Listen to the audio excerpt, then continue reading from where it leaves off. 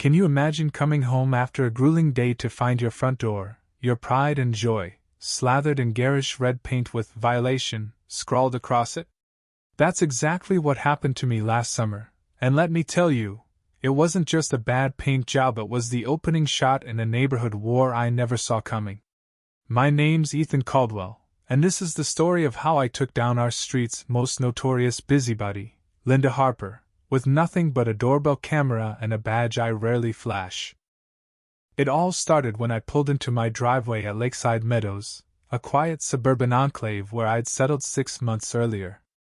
I'm a detective with the county sheriff's department, working undercover in narcotics, so I keep a low profile.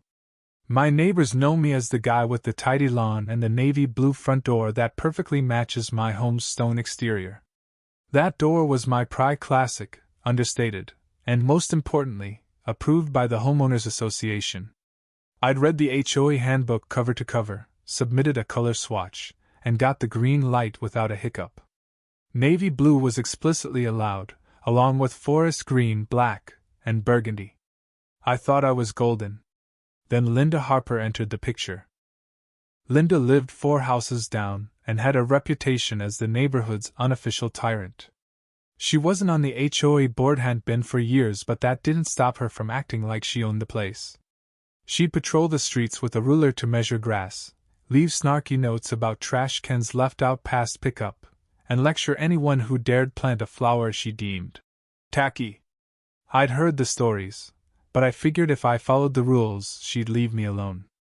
Boy, was I wrong. 3 weeks after I painted my door, Linda showed up on my porch one Saturday morning, clipboard in hand, lips pursed like she just sucked a lemon. "That color," she said, pointing at my door, "is completely wrong for this street. It disrupts the aesthetic harmony." I blinked, wondering if she was joking. I calmly explained that the HOA had approved it, but she waved me off. "The board doesn't understand cohesion like I do," she snapped. "You should repaint it burgundy. It's more fitting." I thanked her for her unsolicited advice and shut the door, thinking that was the end of it. Spoiler, it wasn't. The next week, I found a notice in my mailbox, printed on what looked like official HOA letterhead. It claimed my door was a chromatic violation, and demanded I repaint it within 7 days. My gut told me something was off, so I called James, the actual HOA president. He sighed when I mentioned Linda. "She's at it again," he said. "That notice isn't from us. Ignore it." Turns out, Linda had ordered her own HOA stationery online and was playing vigilante. I was annoyed but let it slide, figuring she'd get bored. Instead, she doubled down. Linda started whispering to neighbors about my eyesore door, snapping photos from the sidewalk while muttering about property values. She even tried to start a petition to ban navy blue as an approved color. When that flopped, she escalated to levying burgundy paint swatches in my mailbox, each with a note. "This would look so much better." I documented everything, every note, every swatch, every petty move. As a detective, I knew Evy Denke was king, and I wasn't about to let her bully me. But Linda had no idea who she was messing with, and that was her first mistake. Things came to a head when I pulled a fake out. I'd been working night shifts, so I made a show of loading luggage into my car and telling my next-door neighbor, Tom, that I'd be gone for a few days. In reality, I'd be back by morning. Linda must have been watching, because she saw her chance. At 2 a.m., my doorbell camera, discreet little device I'd installed after some package thefts caught her in the act. There she was, sneaking onto my porch with a can of red paint and a brush, glancing around like a cartoon villain before defacing my door. She slopped on the paint, wrote "violation" in big, sloppy letters, and smirked at her handiwork before scurrying off. I watched the footage the next morning, my blood boiling but my mind calm. She just handed me a slam-dunk case. I called James, who came over and watched the video with his jaw on the floor. "This isn't HOA business," he said. "This is vandalism." He urged me to call the police, and I agreed, but I'd handle it my way. I contacted my captain, filed a formal report, and by noon, 2 uniformed officers were at Linda's door. From my window, I saw her open it, her face morphing from confusion to outrage as they explained why they were there. She flailed her arms, pointed at my house, and shook her head like she was the VY Tim. I almost laughed. That afternoon, Linda stormed over, her face redder than the paint on my door. "How dare you send the police to my house?" she shrieked. "I was performing an HOA duty. That door is a disgrace." I leaned against my ruined doorframe, cool as ice. "Linda," I said, "I'm a detective with the sheriff's department.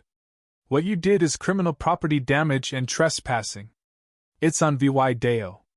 And for the record, my door was approved." Her eyes widened as I pulled out my badge. "You're bluffing," she stammered, but the color drained from her face when I didn't flinch. "Those officers are my colleagues," I added. "This is a criminal matter now." She muttered something about a misunderstanding and practically ran home. Word spread like wildfire. By evening, James called an emergency HOA meeting. Neighbors spilled tea about Linda's reign of terror, fake notices, petty complaints, threats about property values.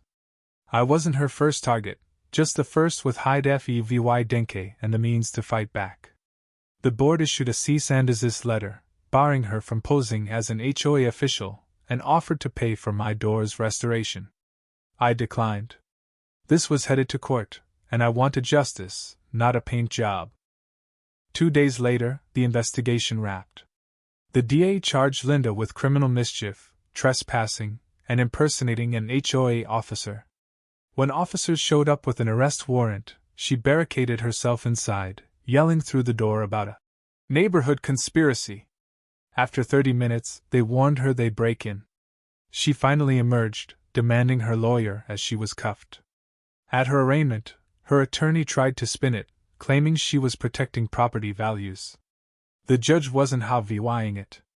"So, your client vandalized a neighbor's door because she didn't like the color?"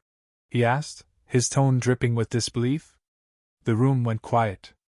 Even Linda looked embarrassed. Faced with the VY Deo and a chorus of neighbors ready to testify, Linda took a plea deal. She got 1 year of probation, $2,500 in restitution for my door, 50 hours of community service, and a 5-year ban from HOA leadership. She also had to attend anger management classes. When the judge handed down the sentence, she gasped. "But I was protecting the community." The judge peered over his glasses. "No, Ms. Harper, you were harassing your neighbor with criminal acts. That's not protection." As she was led away, I saw it sink in. Here days of ruling lakeside meadows were over. I repainted my door navy blue, and it's never looked better. Linda keeps her curtains drawn now, her reign of terror a fading memory. But every time I pull into my driveway, I smile, knowing I didn't just save my door, I took down a bully with her own arrogance and a little help from my camera. Moral of the story? Don't mess with a detective's door. You might not like what's waiting on the other side.